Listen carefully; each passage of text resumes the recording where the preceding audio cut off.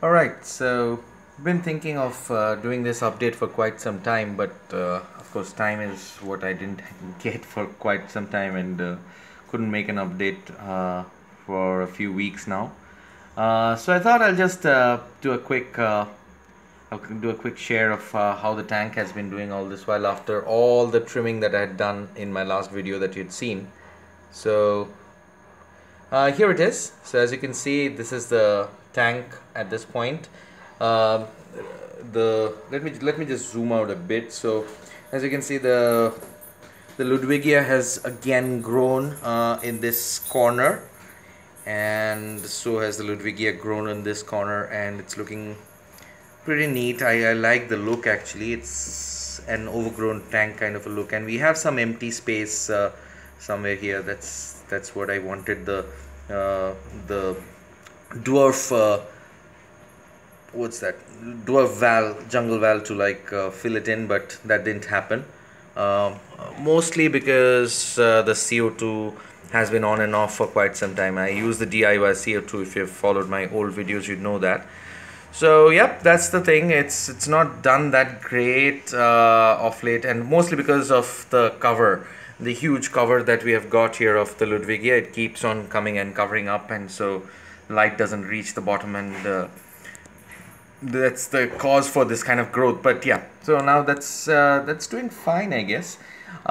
This bunch of crypt, it was affected by snails. As you can see, there are a lot of snails. You can see them there crawling there, but yeah, the snails are good for the tank, so I just keep them. And early in the morning, I'll see that since I use DIY CO2, the oxygen levels kind of go down in the night, and that makes the snails come up on the surface and float in the morning.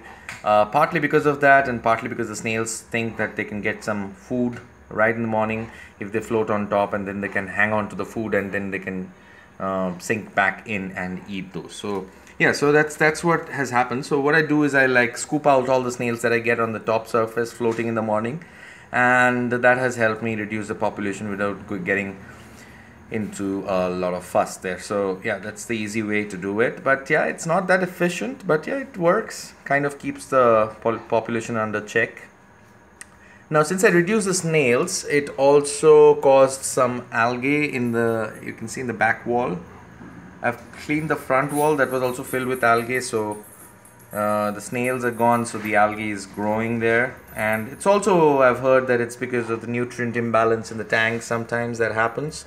And the CO2, my CO2 is not that dependable, so imbalances do happen, and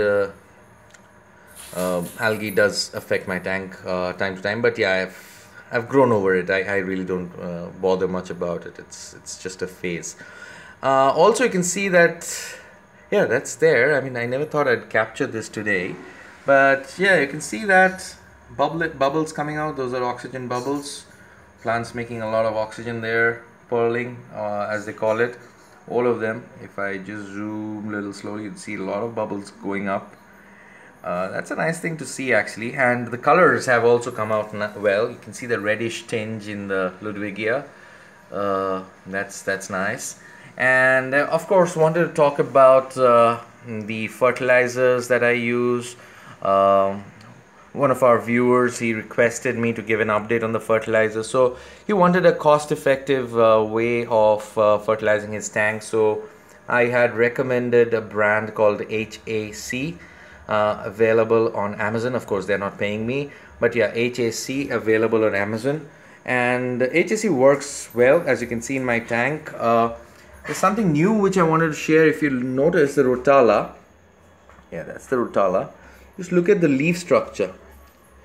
So this is the new leaf that's come out after I started dosing with HAC. So you can see broader, longer leaves coming out with a better coloration.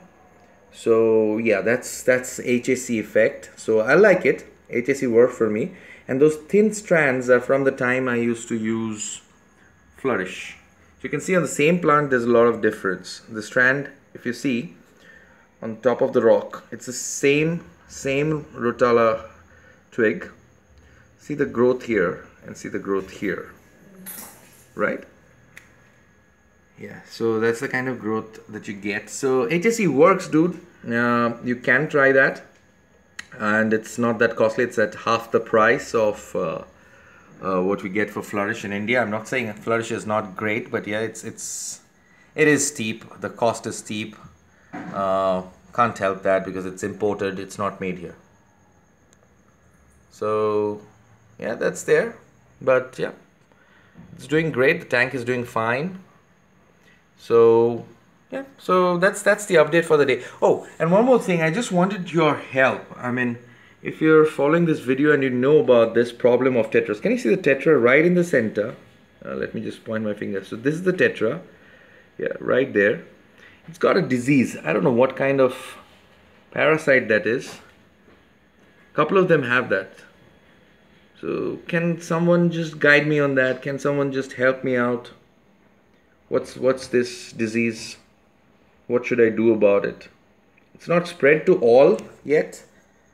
It's been there for quite some time. The guy is feeding well. He's not avoiding food or something. But yeah, it's some kind of parasite that I see on it. So I'd really appreciate if you can give me some advice on this.